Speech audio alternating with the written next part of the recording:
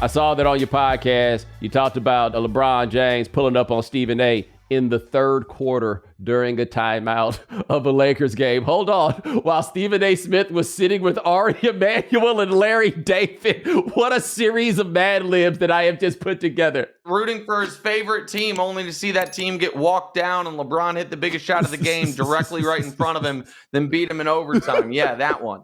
That game. What were your thoughts on this? Well, my thoughts have now expanded because Stephen A. went on, the modern Frost Nixon, Gills Arena to really get pressed on this, to really have to make sure there's not any, does this really match up?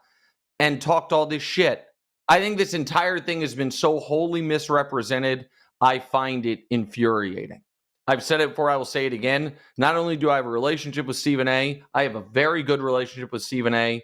I have been on the record for years when things have popped up and people have taken shots at him, that his resume of how he got to where he is, he fucking earned it and put in and even to this day, as a guy who works a lot of hours, I can't imagine. So I have real respect and personal affection for him as a broadcaster and a person.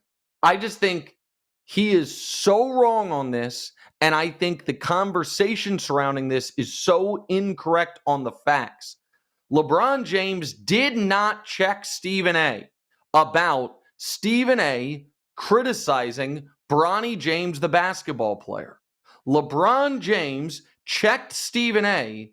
about Stephen A. criticizing LeBron James, the father. And that's totally in bounds.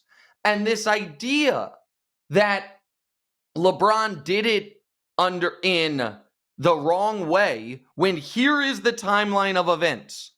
Stephen A., after Bronny, earned minutes by how he's been playing in the G League, got minutes in a Sixers game, and played terribly. Stephen A. went on TV and said, "I'm begging you as a father, LeBron James, put an end to this." LeBron's agent then called Stephen A.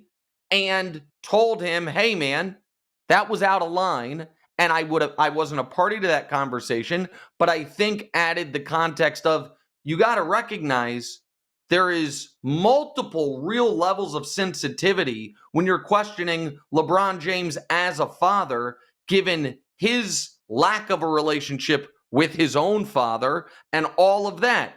Stephen A. then took that call, went on his pod, and made fun of him while playing behind him highlights of Bronny struggling against the Sixers. Stephen A. also has been on the record for years. "I'm at the games. Anyone can come talk to me if they have a problem with what I say." So LeBron, first opportunity he got, talked to him, said it, and then went on and played. The next day, Stephen A. was very kind of reserved and now has done a media tour about it. I don't get it. Like, what was the proper way to go about, you questioned me as a father, and I think you're using my son as a cudgel to come at me. There has been this whole recreation that Stephen A. was hypercritical of Bronny, the basketball player, and LeBron went up to him and said, "You can't do that." That's not what happened.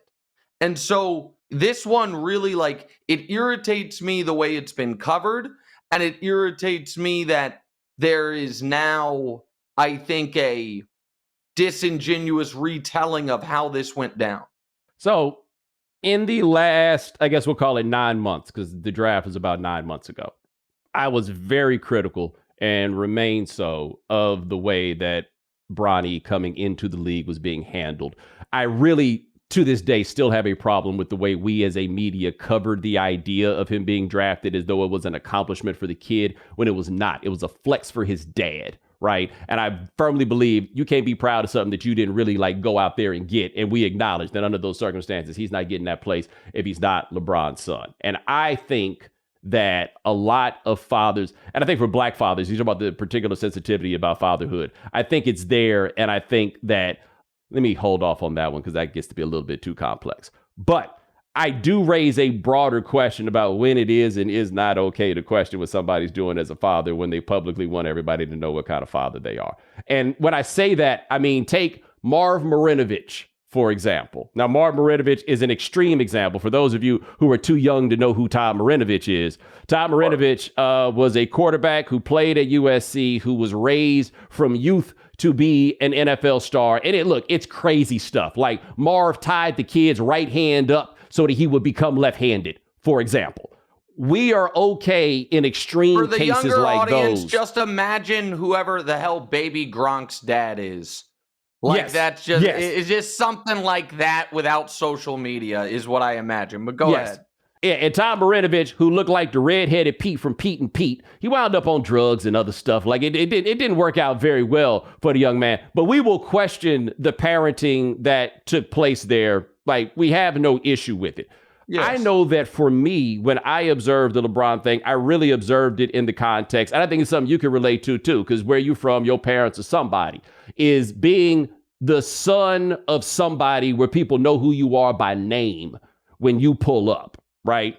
And how difficult it can be to kind of chart your own path and get there. And it felt to me like what was being done was producing a documentary in real time, and that this was a scene in the documentary. And I did not believe that any of these things served Bronny.